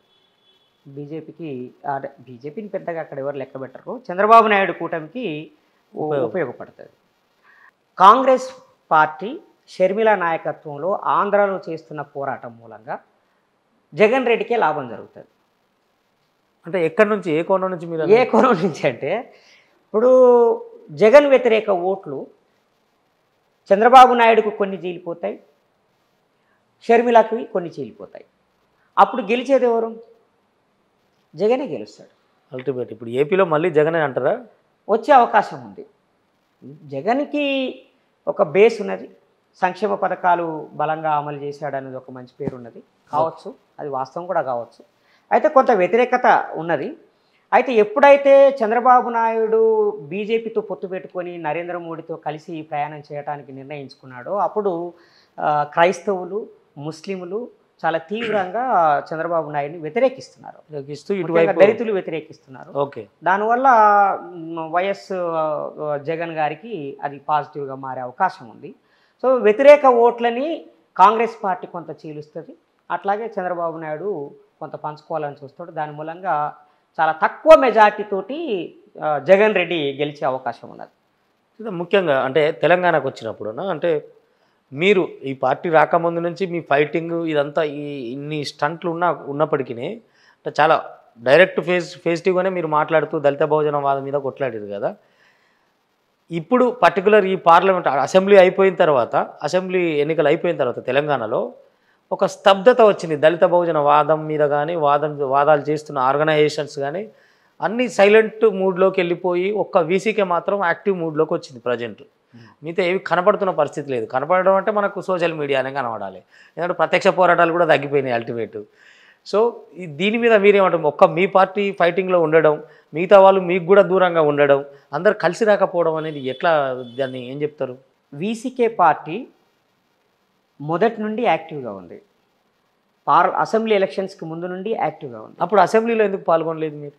అసెంబ్లీలో ఎందుకు పాల్గొనలేదంటే ఇండియా కూటమిలో ఉన్నాం కాబట్టి పాల్గొనలేదు. ఓకే, ఇక్కడ బీజేపీ బలపడకూడదు అనే ఉద్దేశంతో మేము పాల్గొనలేదు. అయితే ఇక్కడ విషయం ఏంటంటే రాష్ట్రంలో, దేశంలో జరిగిన ఏ సంఘటన మీదనైనా అంబేద్కర్ ఐడియాలజీతో, మార్క్స్ ఐడియాలజీతో రెస్పాండ్ అయ్యి యాజిటేషన్స్ చేసింది ఒక వీసీకే పార్టీ. ఇక ఏ పార్టీ చేయలేదు. ఇది నేను వేరే పార్టీల గురించి మాట్లాడాను. ఈ ఐడియాలజీతో ఉన్న పార్టీలు ఏవి కూడా చేయలేదు. అది చంద్రశేఖర్ ఆజాద్ మీద కాల్పులు జరిగినప్పుడు మేమే నిరసన తెలిపాం. మహిళా రెజ్యులర్ల మీద అత్యాచారం చేసినప్పుడు బ్రిజ్భూషణ్ని అరెస్ట్ చేయాలని మేమే యాజిటేషన్ చేసాం వీసీకే ఆధ్వర్యంలో. మణిపూర్ సంఘటన జరిగినప్పుడు మేమే చేసాం. మనీషా వాల్మీకిని చంపినప్పుడు మేమే చేసాం. సో ఇట్లా దేశంలో, రాష్ట్రంలో అట్లాగే మరియమ్మ సంఘటన జరిగినప్పుడు కూడా మేమే ఫైట్ చేసాం. రాష్ట్రంలో ఏ అన్యాయం జరిగినా వీసీకే రోడ్ల మీద ఫైట్ చేసింది. అయితే వీసీకే చేసిన పోరాటాలన్నింటినీ ప్రజలు గమనించారు, కానీ కొంతమంది పెద్దవాళ్ళు వచ్చి ఈ రాజకీయాల్లోకి ప్రవేశించడం మూలంగా వాళ్ళ వైపు చూశారు. ఇప్పుడు పరిస్థితి ఏంటంటే తెలంగాణలో ఆ మాటకొస్తే ఆంధ్రలో కూడా బహుజన రాజకీయాలు నడుపుతున్న ఏకైక పార్టీ వీసీకే పార్టీ. కాబట్టి ఎలక్షన్స్ అయిపోయిన తర్వాత ఇంకా మేము చాలా ఉధృతంగా మా పార్టీని ప్రజల్లోకి తీసుకుపోతాం. రెండోది మీరు అన్నట్టుగా ఇంకా మిగతా స్నేహితులు వాళ్ళు కలిసి రావట్లేదు కదా, వాళ్ళని కలుపుకొని పోవాలి కదా అని అంటే దానికి టైం పడుతుంది. వాళ్ళందరూ మన సోదరులు, స్నేహితులు. వాళ్ళ మీద నేను ఇప్పుడేమి నెగిటివ్ కామెంట్ చేయదలుచుకోలేదు. ప్రధానంగా అంటే బాహటంగా మందకృష్ణ అన్న గారు డైరెక్ట్ బీజేపీకే ఓటేయమని చెప్తున్న పరిస్థితి మాదిగల్ని. ఎట్లా ఆయన ఇన్ని రోజుల ఉద్యమం మీరు బీజేపీని ఇంత వ్యతిరేకిస్తున్న పరిస్థితి నుంచి ఆయన సీదా చెప్పడం అంటే దాన్ని ఎట్లా చూస్తారు? మేము మందకృష్ణ మాదిగ గారిని కూడా చాలా తీవ్రంగా వ్యతిరేకిస్తున్నాం. ఎప్పుడైతే ఆయన బీజేపీతో చేతులు కలిపిండో, బాహటంగా మద్దతు ప్రకటించిండో అప్పటి నుంచి మేము ఆయనకి వ్యతిరేకంగానే ఉన్నాం. ఒకటి. రెండోది, వర్గీకరణని అవుట్ రైట్గా వీసీకే సపోర్ట్ చేస్తుంది. తమిళనాడులో వర్గీకరణ జరిగింది. ఓకే, వీసీకే సపోర్ట్ తోటే జరిగింది. తెలంగాణ, ఆంధ్రలో కూడా వర్గీకరణ కోసం వీసీకే కట్టుబడి ఉన్నది. మరి వీసీకేకి నీ ఎందుకు సపోర్ట్ చేయడు మందకృష్ణ గారు? బీజేపీని ఎందుకు సపోర్ట్ చేస్తున్నాడు? బీజేపీ చేస్తుందని ఇన్ని రోజుల తర్వాత ఆ నమ్మకంతో ఇప్పుడు ఎప్పటి నుంచో వెంకయ్య నాయుడు కాలు మొక్కిన దగ్గర నుంచి పాపం పట్టుకొని ఉన్నాడు కదా తన జాతికి ఏదైనా జరగాలని. నరేంద్ర మోడీ అధికారంలోకి వచ్చి మొన్నటిదాకా అధికారంలో ఉన్నాడు 10 సంవత్సరాలు. ఈ 10 సంవత్సరాలే కాదు, 15-20 సంవత్సరాల నుండి కిషన్ రెడ్డి గారు, మందకృష్ణ మాదిగ గారు స్నేహితులు, వ్యక్తిగతంగా స్నేహితులు, ఉద్యమపరంగా స్నేహితులు. అలాంటప్పుడు ఈ 10 ఏళ్లలో నరేంద్ర మోడీ గారు ఎందుకు అపాయింట్మెంట్ ఇవ్వలేదు మీకు? ఎలక్షన్స్కు ముందే మీకు అపాయింట్మెంట్ ఎందుకు ఇచ్చాడు? ఎలక్షన్స్కు ముందే మీ దగ్గరికి వచ్చి సభ ఎందుకు పెట్టాడు? 10 ఏళ్ల నుంచి 20 ఏళ్ల నుండి ఈ ఉద్యమం జరుగుతూ ఉన్నది. ఈ ఉద్యమాన్ని 30 ఏళ్ళుగా 95 నుంచి ఇప్పటి వరకు 30 సంవత్సరాలుగా ఉద్యమం జరుగుతుంటే నరేంద్ర మోడీకి తెలియకుండానే ఉందా? ఇదే హైదరాబాద్లో నరేంద్ర మోడీ పనిచేశాడు ఆర్ఎస్ఎస్ కార్యకర్తగా. ఆ కాలంలో ఉధృతంగా ఇక్కడ వర్గీకరణ ఉద్యమం జరుగుతుంది. ఆయనకు తెలియకపోవడం ఏంటి? బంగారు లక్ష్మణ్ గారి శిష్యుణ్ణి నేనని చెప్పాడు నరేంద్ర మోడీ గారు. బంగారు లక్ష్మణ్ గారికి కూడా వర్గీకరణ ఉద్యమం గురించి తెలుసు. అలాంటప్పుడు ఆయనకి తెలిసిన సమస్య మీద 10 సంవత్సరాల పాటు మౌనం ఎందుకు ఉన్నాడు? ఇప్పుడు ఎందుకు సడన్గా మాట్లాడుతున్నాడు? అంటే ఈ తెలంగాణలో ఎట్లయినా సరే సీట్లు గెలవాలి, అధికారంలోకి రావాలి అని ప్రయత్నం చేస్తున్నాడు. దానికోసము మాదిగలని వర్గీకరణ పేరు మీద మరొక్కసారి మోసం చేయడానికి నరేంద్ర మోడీ ఆడుతున్న ఒక డ్రామా. ఆ డ్రామాలో మందకృష్ణ మాదిగన్న ఒక పాత్రధారి. ఇప్పుడు ఆయన స్వప్రయోజనం కోసమేనా ఇప్పుడు మళ్ళీ మాదిగలను అడ్డం పెడుతుంది వర్గీకరణ? ఇప్పుడు ఎలా సాధ్యమైతే చెప్పండి? ఇప్పుడు పార్లమెంట్ అయిపోయింది, ఇప్పటికీ ఏమీ జరగలేదు. ఈ పార్లమెంట్ ఎలక్షన్స్ అయిపోయిన తర్వాత తీర్పు వస్తుంది. ఆ తీర్పు నెగిటివ్గా రావచ్చు, పాజిటివ్గా రావచ్చు. దానివల్ల ఏంటి లాభం? వర్గీకరణ చేయడానికి చట్టం చేసే అధికారం నీ చేతిలో ఉన్నప్పుడు నువ్వు చట్టం చేయొచ్చు కదా. చట్టం చేయకుండా కోర్టు మీద నెట్టేశాడు నరేంద్ర మోడీ. ఓకే, కోర్టులోంచి మేము కేసు విత్డ్రా చేసుకుంటున్నామని చెప్పి కేసు విత్డ్రా చేయించుకోవచ్చు. చట్టం చేసేయి. చట్టం నీ చేతిలో ఉంది కదా. చట్టం నీ చేతిలో ఉంది. నువ్వు 370 ఆర్టికల్ రద్దు చేశావు, ఎవరికి వినకుండా ఒకే ఎలక్షన్ చట్టం తీసుకొచ్చావు. చివరికి ఎలక్షన్ కమిషన్నే మార్చేశావు నువ్వు. ఎలక్షన్ కమిషన్ స్వయం ప్రతిపత్తిని రద్దు చేశావు. ఇన్ని భయంకరమైన దేశానికి వ్యతిరేకమైన నిర్ణయాలు తీసుకున్నావు కదా. మరి మాదిగలకి ఉపయోగపడే ఒక్క చట్టాన్ని ఎందుకు చేయలేకపోయావు? Last day of the parliament అవును, ఏకంగా 3 కొత్త శిక్షా స్మృతుల్ని ఆమోదించావు నువ్వు. అదే రోజు ఇది కూడా ఆమోదించితే అయిపోయేది కదా. అంటే వర్గీకరణ చేయాలన్న లక్ష్యం, చిత్తశుద్ధి వాళ్ళకి లేదు. కేవలం మాదిగల ఓట్ల మీద వాళ్ళు దృష్టి సారించారు. అందుకోసం ఈ నాటకం ఆడుతున్నారు. కానీ మాదిగలు చాలా తెలివికల్లోలు. తెలంగాణలో ఉన్న మాదిగ జాతి చాలా మంచి జాతి, చాలా చైతన్యం ఉన్న జాతి. బీజేపీకి వాళ్ళు ఎట్టి పరిస్థితుల్లోనూ ఓటేయారు. ఇంకొక విషయం చెప్పనా, ఎంఆర్పిఎస్ అని చెప్తున్నారు కదా వీళ్ళు. అవును, ఎంఆర్పిఎస్ నాయకులు ప్రతి ఒక్కరు ఏదో ఒక పార్టీలో ఉంటారు. బీజేపీలో ఎవరు లేరు. బీజేపీలో ఉన్న ఎంఆర్పిఎస్ నాయకులు ఎవ్వరు లేరు. వాళ్ళు కాంగ్రెస్లో ఉంటారు, కమ్యూనిస్ట్ పార్టీలలో ఉంటారు, లేదా బీఆర్ఎస్లో ఉంటారు. ఎక్కడో ఈ హైదరాబాద్ సిటీ లాంటి చోట్ల కొంతమంది అది పెద్ద ప్రభావం చూపే విషయం కాదు. కానీ తెలంగాణలో ఉన్న అన్ని పల్లెల్లో ఉన్న ఎంఆర్పిఎస్ నాయకులు వాళ్ళ ఊర్లో కాంగ్రెస్లోనో బీఆర్ఎస్లోనో ఉంటారు, బీజేపీలో ఉండరు. కాబట్టి ఎక్కడి నుంచి వస్తాయి? ఒకవేళ అదే జరిగితే అసెంబ్లీ ఎలక్షన్స్లో మరి 8 సీట్లే ఎందుకు వచ్చాయి? అవును, బీజేపీకి అసెంబ్లీ ఎలక్షన్స్లో కూడా మందకృష్ణ సపోర్ట్ చేశాడు. అవును 30 సీట్లు ఎందుకు రాలేదు మరి? అంటే కృష్ణన్న చెబితే ఓట్లు వచ్చే పరిస్థితి లేదు. కృష్ణన్న చెబితే వచ్చే ఓటు కూడా పోతుంది. ఇది వాస్తవం. ఇప్పుడు ఇది బీజేపీ తెలుసుకోవాలి. బీజేపీకి కూడా తెలుసు. కానీ మేము అందరినీ కలుపుకొని వస్తున్నామని నమ్మించడం కోసం చేస్తున్న ప్రయత్నం. అన్న ప్రధానంగా అంటే ఇవాళ మోత్కుపల్లి నరసింహులు కావచ్చు, మందకృష్ణ మాదిగన్న కావచ్చు, కాంగ్రెస్ పార్టీలో మా మాదిగలకు అన్యాయం జరిగింది, సరైన ఇవ్వలేదు, అటు బీజేపీ నుంచేమో ఇట్లా అంటుండు, ఇది మాదిగలంతా బీజేపీ కోటేయమని, ఇటు కాంగ్రెస్ నుంచి మాదిగలకు ఇది కావాలి, మాకు సరైన న్యాయం జరగలేదు అని అంటుండు. అసలు ఏంటి ఈ వాదాన్ని ఎట్లా చెప్తారు? ఇప్పుడు మందకృష్ణ మాదిగ గారు లేవనెత్తిన సమస్య ఏదైతున్నదో అది బయటికి కనిపించే సత్యమే, న్యాయమే అది. ఓకే. కానీ నేను అనేది ఏంటంటే కాంగ్రెస్ పార్టీ మాదిగలకు అన్యాయం చేస్తున్నదని నువ్వు పోరాడడం ఏంటి? నువ్వు కాంగ్రెస్ పార్టీ నాయకుడివి కాదు. కాదు. మహాజన సోషలిస్టు పార్టీ అని ఒక అద్భుతమైన పార్టీని పెట్టినటువంటి కృష్ణన్న తన పార్టీ ద్వారానే మొత్తం పార్లమెంటు నియోజకవర్గాలకి తన అభ్యర్థుల్ని పెట్టవచ్చు. 543 పార్లమెంటు సీట్లు ఉన్నాయి. 543 పార్లమెంటు సీట్లకి మొత్తం మాదిగల్ని పోటీలో దించవచ్చు. ఓకే. దేశవ్యాప్తంగా దించి మా తెలంగాణలో వర్గీకరణ సమస్యని పరిష్కరించట్లేదు, ఇది జాతీయ సమస్య అని చెప్పి దేశవ్యాప్తంగా ఉన్న 543 సీట్లలో మన వాళ్ళని పోటీలో పెట్టి జాతీయ స్థాయి ఇష్యూగా మార్చవచ్చు. కానీ ఆ పని చేయలేదు. తర్వాత ఉపకులాలకి టికెట్ ఇస్తే కాంగ్రెస్ పార్టీని నేను ప్రశ్నిస్తున్నాడు. మాల ఉపకులాలకి టికెట్లు ఇస్తే మాలల ఆబ్జెక్షన్ చెప్పట్లేదు. ఓకే. వాళ్ళు కలిసి పనిచేస్తున్నారు. మాదిగ ఉపకులాలకి టికెట్లు ఇస్తే మాదిగలు అందరు కాదు, మందకృష్ణ గారు, ఈ మోత్కుపల్లి నరసింహులు గారు తీవ్రంగా ఆబ్జెక్షన్ చెప్తున్నారు. మాదిగ ఉపకులాలని సహించకుండా మీరు ఏం ప్రజాస్వామిక ఉద్యమాన్ని నిర్మిస్తారు? ఏ రకమైన ప్రజాస్వామిక పరిభాషని మీరు మాలల్లో ఏం లేదా ఈ సమస్య? మాలల్లో ఏం సమస్య కనిపించట్లేదు. ఓకే. మాదిగ ఉపకులము బైండ్ల, ఓకే, మోచి, ఇంకా చిందు, డక్కలి ఇలాంటి కులాలు అన్నీ ఉన్నాయి. అవును. ఇప్పటి వరకు ఎక్కడైనా చిందుకి, ఒక డక్కలికి, ఒక మాస్టికి, మాదిగ మాస్టికి ఎక్కడైనా ఎంఆర్పిఎస్ అనేది అవకాశం ఇచ్చిందా? ఒక ఎంఎస్పి తరపునైనా టికెట్లు ఇచ్చారా వీళ్ళు? ఒక బైండ్లకి.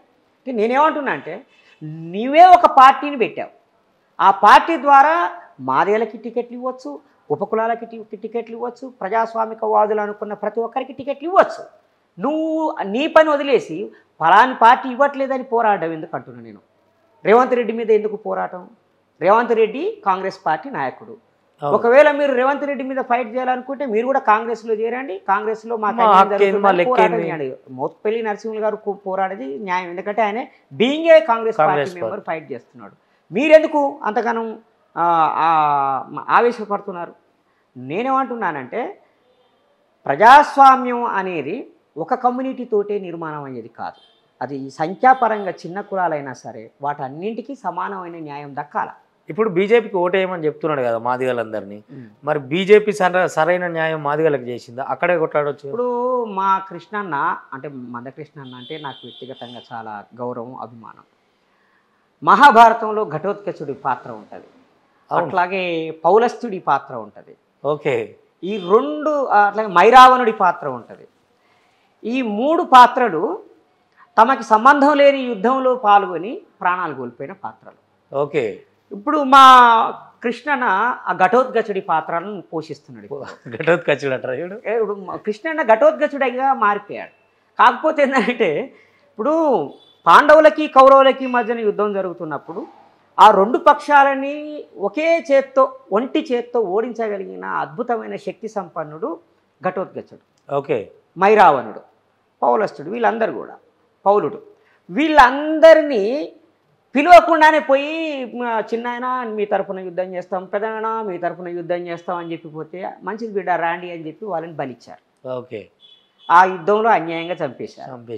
ఇప్పుడు బీజేపీకి కాంగ్రెస్కి మధ్యన జరుగుతున్న ఈ యుద్ధంలో బీజేపీ పక్షాన మందకృష్ణన్న పోయాడు.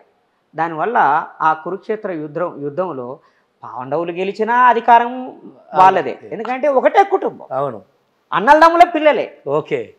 ధర్మ పాండవులైనా కౌరవులైనా అన్నదమ్ముల పిల్లలే, ఒకటే కుటుంబ తగాద అది. అవును, ఆ కుటుంబ తగాదలో ఎవరు గెలిచినా అధికారం వాళ్ళ చేతిలోనే ఉంటుంది, కానీ కృష్ణన్న చేతిలోకి రాదు.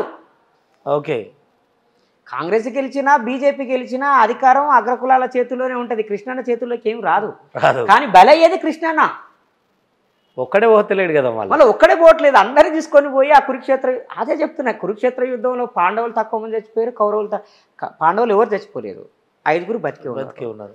కౌరవులు అందరు చచ్చిపోయారు, వాళ్ళ పిల్లలు చచ్చిపోయారు. ఇటు పాండవుల పిల్లలు పంచపాండవులు వాళ్ళు చచ్చిపోయారు, అంటే ఉప పాండవులు అంటారు. పాండవుల పిల్లలు ఉప పాండవులు వాళ్ళు చచ్చిపోయారు. కానీ అధికారం అంతిమంగా ఎవరి చేతుల్లో ఉన్నది? మళ్ళీ ఆ కుటుంబం చేతిలోనే ఉంది. ఘటోత్కచుడికి ప్రాణాలు పోయినాయి, కానీ ఆ కుటుంబానికి ఏం రాలేదు. అందుకని ఇక్కడ కాంగ్రెస్ బీజేపీ మధ్యన జరిగే సంఘర్షణలో అధికారం వాళ్ళ మధ్యన బదలాయించబడుతుంది తప్ప కృష్ణన్నకి ఏమి రాదు, ఇందులో సమిధైపోవడమే. అందుకని ఆ విషయం ఆయనకు తెలియదు అంటారా? కృష్ణన్నకెందుకు తెలియదు? కృష్ణన్న ఇంకొక పోలిక కూడా చెప్పాలి, ఏ మాట కా మాట. కృష్ణన్న మహాభారతంలో కృష్ణుడు లాంటి వాడు. అంటే ఈ క్యారెక్టర్ కూడా ఆయనదే ఉంటుంది మళ్ళీ ఒక్కొక్కసారి.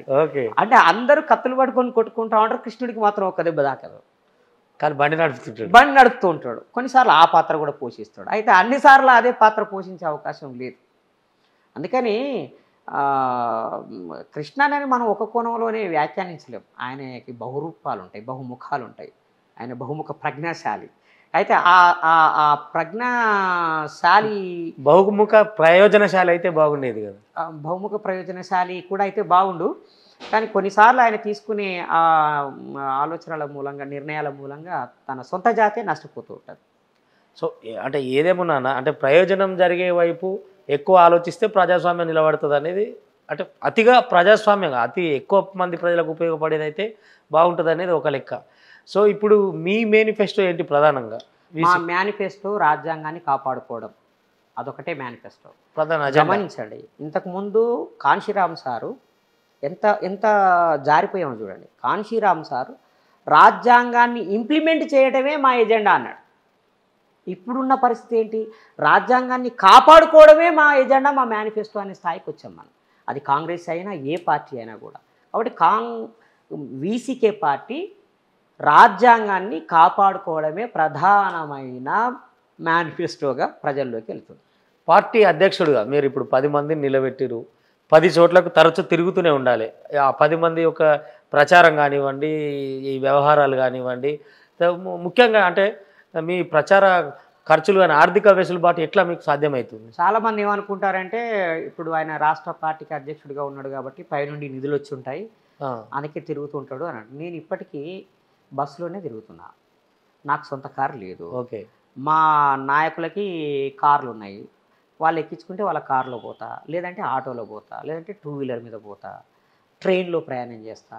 నాకు సొంత కారు లేదు, సొంత ఇల్లు లేదు. కాళ్ళు ఉన్నాయి, 2 కాళ్ళు ఉన్నాయి. పొద్దున్నే లేచి 1 గంట సేపు ఎక్సర్సైజ్ చేస్తా, కుంఫు ప్రాక్టీస్ చేస్తా, కాబట్టి ఒంటి నిండా ఎనర్జీ ఉంటుంది, ఎక్కడికైనా ప్రయాణం చేస్తా. నాకు డబ్బులు అవసరం లేదు. మా క్యాండిడేట్లు ప్రజల్ని అప్రోచ్ అవుతున్నారు, అంబేద్కర్ రైట్లని, బహుజనవాదుల్ని అప్రోచ్ అవుతున్నారు. వాళ్ళు ఇచ్చే ఆ చిన్న మొత్తాలతోటి వాళ్ళ ఎన్నికల ప్రచారం చేస్తారు. కాబట్టి నేను ఇప్పటికీ ప్రజలందరినీ కోరుతున్నాను, వీసీకే పార్టీకి పైనుంచి డబ్బులు రావు. బీజేపీ కార్పొరేట్ కంపెనీల నుండి డబ్బులు తీసుకున్నట్టుగా, చందాలు తీసుకున్నట్టుగా మేము కార్పొరేట్ కంపెనీల నుండి డబ్బులు తీసుకోము. అట్లాగే ఏ అగ్రకుల పార్టీ నుంచి కూడా మేము డబ్బులు తీసుకోము. పొలిటికల్ పార్టీస్ నుంచి డబ్బులు అసలు తీసుకోము. అట్లాగే పొలిటీషియన్స్ నుండి కూడా డబ్బులు తీసుకోము. ప్రజల నుంచే డబ్బులు తీసుకుంటాం. కాబట్టి ప్రజలు ఈ తెలంగాణ ప్రజలు 1000 రూపాయలు ఇచ్చినా, 100 రూపాయలు ఇచ్చినా, 10 రూపాయలు ఇచ్చినా అవి చాలా బాధ్యతగా, నిజాయితీగా ఈ ఎన్నికల కోసమే ఖర్చు పెడతాం. కాబట్టి మా అభ్యర్థులకి దయచేసి మీకు చేతనైన సహాయం చేయండి. ఓకే, అంటే ప్రధానంగా 10 స్థానాల్లో నిలబడుతున్నప్పుడు డెఫినెట్గా ఒక్క స్థానం అన్న వస్తుందని నమ్ముతున్నారా? నా లక్ష్యము ఇప్పుడు తెలంగాణలో 1,00,000 ఓట్లు. 1,00,000 ఓట్లని వీసీకే సంపాదించాలి. వీసీకే పార్టీకి 1,00,000 ఓట్లు ఉన్నాయి అని అంటే ఆటోమేటిక్గా రాబోయే రోజుల్లో మేము మరింత బలపడతాం, పెరుగుతాం. కాబట్టి నా లక్ష్యం గెలవటం కాదు ఇప్పుడు, నా క్యాడర్ని పెంచుకోవటం, నా పార్టీ ఐడియాలజీని ప్రజల్లోకి తీసుకుపోవటం, బీజేపీ వ్యతిరేక ప్రచారాన్ని ఉధృతంగా చేయటము, లీడర్షిప్ని తయారు చేసుకోవటం. ఇది ఈ 4 లక్ష్యాలు నా ముందట ఉన్నాయి. సో మా నాయకులు తిరుమావళవన్ గారి త్యాగాలు, వారి పోరాటం, వారి అనితర సాధ్యమైన సాహసోపేత నిర్ణయాలు, వాటి మూలంగా తమిళనాడులో చాలా పెద్ద స్థాయిలో వీసీకే పార్టీ ఉంది. తెలంగాణలో కూడా రాబోయే రోజుల్లో మేము ఆ స్థాయికి వస్తాం. ఎందుకంటే తెలంగాణలో ఒక అత్యంత అవసరం ఉంది ఇప్పుడు, ఇమ్మీడియట్ ఎమర్జెన్సీ. ఓకే, ఎమర్జెన్సీ ఏంటంటే బహుజన రాజకీయాలకి ప్రాతినిధ్యం వహించి ఒక పార్టీ కావాలి. అది వీసీకే పార్టీనే. మీతోటి కలిసి వస్తే ఎవరెవరిని కలుపుకోబోయే అవకాశాలు? ఎవరు వచ్చినా కలుపుకుంటాం, బీజేపీలో పనిచేసిన వాళ్ళు తప్ప. ఓకే, ఒక బీజేపీ తప్ప. బీజేపీలో ఒక 24 గంటలు పనిచేసినా, గంట పనిచేసినా మా వీసీకే పార్టీలోకి అనుమతి ఉండదు. మరి ఇప్పుడు మీరు అన్నట్టు కాంగ్రెస్తోనో బీఆర్ఎస్తోనో పొత్తుతో వెళ్ళొచ్చు కదా, మీకు బలం ఉంటుంది. మేము పొత్తులో ఉన్నాము, కానీ చెప్పాం కదా ఇక్కడ కొన్ని రాజకీయ కారణాల మూలంగా మాతో పొత్తు పెట్టుకోవడానికి కాంగ్రెస్ పార్టీ అంటే పొత్తు ఉంది, కానీ సీట్లు కేటాయించడానికి సిద్ధపడలేదు. సో అట్లాగే రెండో విషయం ఏంటంటే కాంగ్రెస్ పార్టీ రాజకీయంగా పోరాడుతున్నది బీఆర్ఎస్ మీద. బీజేపీ సైద్ధాంతిక చర్చని కౌంటర్ చేయడానికి కాంగ్రెస్ సిద్ధంగా లేదు. సో కాంగ్రెస్ కాస్త ఉదాసీనతని చూపిస్తున్నది. ఓకే, బీజేపీ యొక్క అగ్రెసివ్ ఎక్స్ట్రీమ్ ఐడియాలజీని కౌంటర్ చేయాలని అంటే ఒక వీసీకే మాత్రమే సాధ్యమవుతుంది, ఇక ఏ పార్టీ చేయదు. ఈ చివరికి ఈ ఐడియాలజీతో పనిచేసే ఏ నాయకుడు కూడా బీజేపీని, ఆర్ఎస్ఎస్ని మా అంతా సునిశ్చితంగా తీవ్రంగా వ్యతిరేకించారు. ఒకటి మీరే అన్నారు ఇందాక, బీజేపీ పార్టీకి గతంతో పోలిస్తే ఇప్పుడు 22% ఓటింగ్ పెరిగిందని. ఈ పెరిగిన ఓటింగ్తో బీజేపీ ఈ ప్రజెంట్ పార్లమెంట్ ఎన్నికల్లో ఎన్ని స్థానాలు మెరుగైతాయి అనుకుంటున్నారు? నా అంచనా ప్రకారంగా 1-2 సీట్ల కంటే ఎక్కువ రావు. మిగతాదంతా కాంగ్రెస్ అంటారా? మిగతావన్నీ కాంగ్రెస్, బీఆర్ఎస్ కాంగ్రెస్. బీజేపీకి 1-2 సీట్ల కంటే ఎక్కువ రావు. అది ఒకటి బహుశా నేను అనుకోవడం ఈటెల రాజేందర్ గారు ఆయన గెలిచే అవకాశం ఉన్నది అని అంటున్నారు. ఓకే, చూడాలి. ఆయన ఓడిపోవాలని మా అభ్యర్థి చాలా గట్టిగా ఫైట్. ఈటెల రాజేందర్ మీద ఎవరిని పెట్టిరు మీరు? మేము మంచింటి ఆంజనేయులు గారిని పెట్టాం. ఓకే, ఆయనే బలమైన నాయకుడు, కుత్బుల్లాపూర్ కేంద్రంగా బహుజన ఉద్యమాన్ని నడిపిస్తుంటాడు, చాలా సీనియర్ అంబేద్కరైటు, మంచి నాయకుడు, వీసీకే పార్టీ రాష్ట్ర కార్యదర్శి. ఆయన పోటీ చేస్తున్నాడు. ఈటెల రాజేందర్ గారి మీద ఆయనదే పోటీ.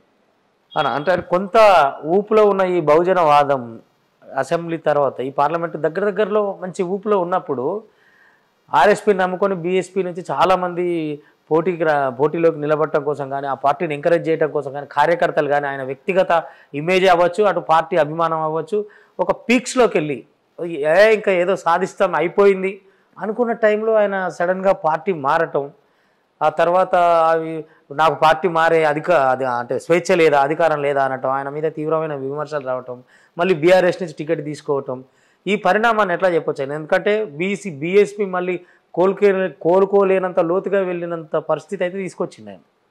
అంటే ఆర్ఎస్ ప్రవీణ్ కుమార్ గారి నిర్ణయం దురదృష్టకరం. బహుజన ఉద్యమానికి, ముఖ్యంగా అంబేద్కర్ ఉద్యమానికి అది నష్టం. ఆ విషయంలో మేము చాలా బాధపడ్డాం. ఆ నిర్ణయం తీసుకోవద్దని కూడా మేము సలహా ఇచ్చాం, కానీ ఆయన తీసుకున్నాడు, వెళ్ళిపోయాడు. ఇది పెద్ద నిరంతర జీవనది లాంటి ఉద్యమం ఇది. ఈ జీవనదిలో చాలా పాయలు వస్తూ ఉంటాయి, కలుస్తూ ఉంటాయి, పోతూ ఉంటారు.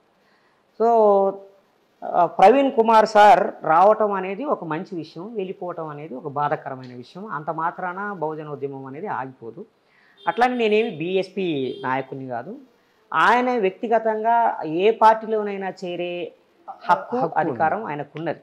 కానీ ఆయన మీద నమ్మకం పెట్టుకున్నటువంటి వాళ్ళందరూ గాయపడ్డారు, అది వాస్తవం. ఆయన అలాంటి నిర్ణయం తీసుకోవద్దని కూడా వ్యక్తిగతంగా నేను కలిసి చెప్పాను. ఆయన తీసుకుంటే ఆ పార్టీలో ఉండే విభేదాలు కారణమై ఉండవచ్చునా, లేకపోతే కేసీఆర్ వదిలిన బాణమీన ఓ 4 వద్దులు ఇట్లా బహుజనులను మళ్ళేసి ఓట్లంత వరకు తర్వాత మళ్ళీ సొంత గూటికే పోయిందనే వదంతులు కూడా ఉన్నాయి? అవన్నీ మీరే అన్నట్టుగా వదంతులు, వాటికి ఏమీ ఆధారాలు లేవు. నేను అలాంటి కామెంట్ చేయదలుచుకోలేదు. ఆయన ఒక లక్ష్యం కోసం వచ్చాడు, పనిచేశాడు. ఆయన మూలంగా గత 10-15 సంవత్సరాలుగా జై భీమ్ అనే నినాదం, అంబేద్కర్ అనే నినాదం సామాన్య జనంలోకి వెళ్ళిపోయింది. ఇప్పుడు ఆయన కాంట్రిబ్యూషన్ని మనం అక్కడి వరకు గుర్తిస్తాం.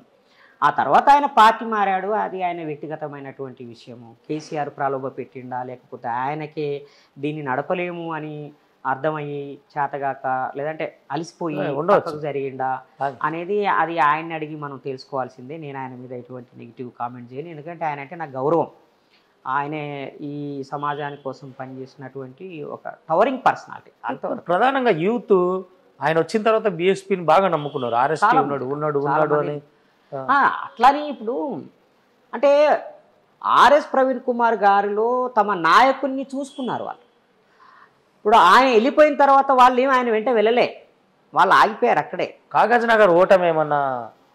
కాగజ్ నగర్ ఓటమి పెద్దగా ప్రభావం చూపెట్టలేదు. కాగజ్ నగర్ ఓటింగ్ ఆయనకి బూస్టింగ్ ఇచ్చింది. వాస్తవానికి 46,000 ఓట్లు వచ్చాయి, చాలా గొప్ప ఉత్సాహాన్ని ఇచ్చింది ఆయనకి. కానీ ఎక్కడో ఆయన అలిసిపోయాడు. ఆయన సరే, ఆయన ఏ నిర్ణయం వల్లనైనా సరే ఆ పార్టీలో చేరటం అనేది బాధాకరమైన విషయం. ఆర్ఎస్ ప్రవీణ్ కుమార్ గారు ఆగిపోయినంత మాత్రాన బహుజనోద్యమం అనేది ఆగిపోదు. అందుకని ఆర్ఎస్ ప్రవీణ్ కుమార్ గారి మీద వీసీకే పార్టీ పోటీ చేస్తుంది. దాసరి భారతి నాగర్ కర్నూలు అభ్యర్థిగా మా పార్టీ తరఫున నామినేషన్ వేసింది. రేపు ఆమె పోటీలో ఉంటుంది. ఆమెకు ఓట్లు వేయాల్సింది కోరుతా ఉన్నాను. ఓకే, మహిళా లీడర్ అన్నట్టు, మహిళా నాయకురాలు, మంచి యువత, అంటే యంగ్ లేడీ, డైనమిక్ లేడీ, ఆమెను ఆదరించాల్సిందిగా కోరుతున్నాను. తప్పకుండా. అంటే నిజంగా అంటే ఇప్పుడు ఈ నామినేషన్ల పర్వం జోరుగా నడుస్తున్నది. పార్టీ అధ్యక్షుడిగా మీ మీద చాలా బాధ్యతలు ఉంటాయి. టైం లేదు, ఫుల్ బిజీ ఉంది. జస్ట్ నీ మీద ఉన్న ప్రేమ గౌరవంతో అంతే గౌరవంగా మేము కూడా మీ వీసీకే గెలుపుని, మీ చిరునవ్వుని అట్లనే ఈ విజయోత్సవంలో చూడాలని అనుకుంటున్నా. తప్పకుండా ఒక్క విన్నింగ్తో అన్నా మనం మళ్ళీ కలవాలనేది నాకు గట్టి నమ్మకం, తప్పకుండా అభిప్రాయం ఉంది. ఎందుకంటే యూత్ని ఎక్కడో నమ్మాలి ప్రజలు, మార్పును కూడా మన అసెంబ్లీకి మార్పును కోరుకున్నట్టు ఇక్కడ కూడా ఒక మార్పును, పార్లమెంట్ ఎలక్షన్లకు కూడా మార్పును కోరుకోవాలని తెలియజేస్తూ నిజంగా మీ విలువైన సమయాన్ని మాకు ఇచ్చినందుకు ధన్యవాదాలన్నా. కలుద్దాం తప్పకుండా. Thank you. చూస్తూనే ఉండండి మీ విహారీ.